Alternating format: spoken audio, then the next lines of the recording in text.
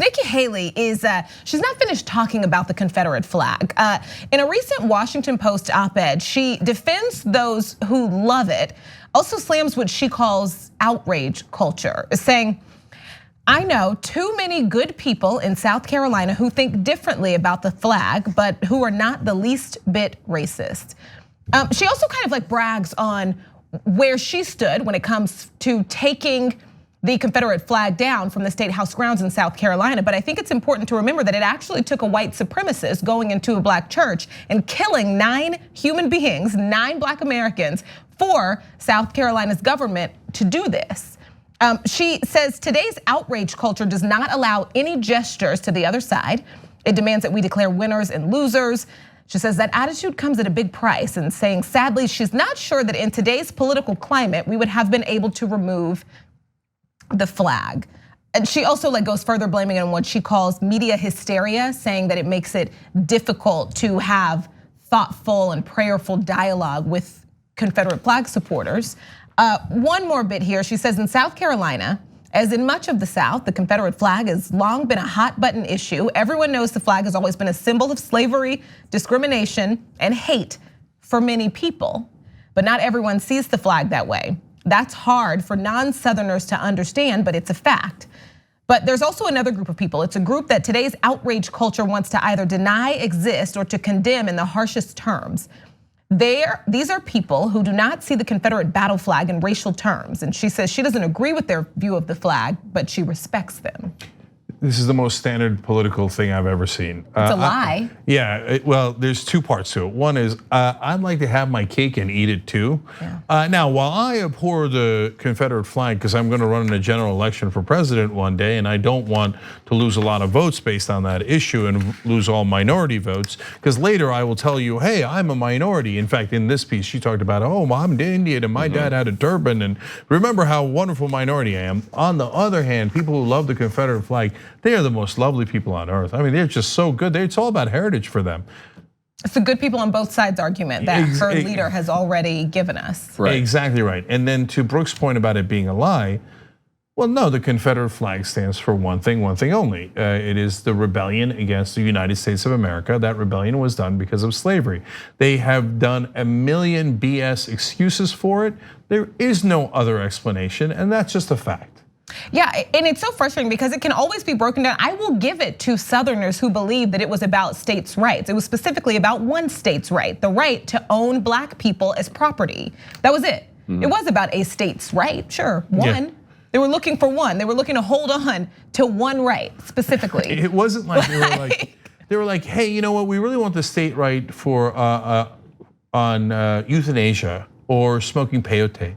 Okay, no, state right at issue was slavery. Guys, I mean, we don't this is like debating 2 + 2 = 4. There's no doubt about it. They talk in circular lies. They're like, oh, our heritage, and we're really proud of our heritage. Well, it's a racist heritage. Which part? Right. Which part? Right. But okay, I agree with both of you, and I'm not siding with Nikki Haley in the least. But I mean, she did bring up something in this article that I think a lot of people are becoming more aware of, is that we are in a time where we aren't able to have peaceful conversations about things that we disagree about without being hypersensitive or having a knee-jerk reaction of outrage or taking to Twitter or canceling someone because which I do think that needs to be addressed, because as much as we feel that something is wrong, and it is wrong, people are also entitled to have their, I guess, an opinion. But we only do this to racism. We do this to racism and homophobia. We don't do this to murder and child rape. It is, if you find out that someone abused a toddler, we don't say the people who are okay with that deserve prayerful dialogue and conversation. We don't say that it's not okay to cancel them. We don't say that it is not okay to cancel murderers. We all easily agree on that. When it comes to racism and homophobia and things that affect only marginalized communities, we tend to believe that it's okay to think otherwise. And also this idea that racist white people haven't been catered to in every aspect of everything that has to do with our country since the beginning of this country is absurd. And I think that that's what's so frustrating, because it's we are still today we have very well-meaning politicians who are still spending way too much time focused on racist white people. But it's. I hear you, Brooke, but I'm wondering, and I'm looking forward to your answer on this. If we took Jason's idea and we said, all right, guys, well then let's bring up a couple of people who believe in the Confederate flag. Let's bring up a couple of people who don't and are knowledgeable about the issue, and let's have a conversation on TV, online, and on the radio, etc. So we're not canceling you, but we're asking you, well, what do you mean by heritage? Right? And do you understand why it would make African Americans, or actually all decent Americans, feel a totally different way? And that you're trying to purposely offend them when you hang that flag, etc. I'd love to see that conversation unfold while being 100% against the Confederate flag and flying it. Yeah. What do you think about that? Yeah, who does that serve but the racists? Like getting a platform, who does that serve? I don't want to watch that, and I also don't want to be subjected to that. I don't want to be subjected to the abuse of a racist person and their racist rhetoric, even if they think it's almost more harmful that they think it or like shielded, like it deserves the conversation and it comes from a good place. I want to be protected. I want, for once, marginalized communities to be the ones that are centered in these conversations. Brooke, I hear you. 100%. The reality, I guess, for myself and what I'm seeing, because we all move to this world differently, right? My experiences are not the same as yours, even though we are people of color. Yeah, absolutely. It shouldn't be our responsibility to teach these people or give them a safe space for us to have. We are, for lack of better words, the victims here, yes, or we are big, or they have weaponized. They oppressed people by that type of behavior. Yeah, sure. So we have to take on. It's unfair that we have to take on the position of teaching them and giving them a safe space and massaging them and ingratiating ourselves with their presence in order to try to have our voice be heard. I think that's BS. Unfortunately, the state of the world we live in, that's what we've been dealt, and it's. I think that the problem is that we've come to a point where, rightfully so, we're angry, we're upset. We've seen movies, we've had our own experiences of racism and intolerance, of uncomfortable places we've been placed in against our will, that we are so ready to be like, nope, flip a table, I'm done, I don't wanna hear anything, but who is that serving? You know, because I step out of abusive situations and harmful situations, me. So, I'll give you my perspective on it. Okay. So, look, there's two things. One, I think I'm in favor of the conversation, not because I want to coddle them or give them a safe space, but because I want to flip people. And so when we split up into camps and don't talk to each other, the camps get more entrenched, right?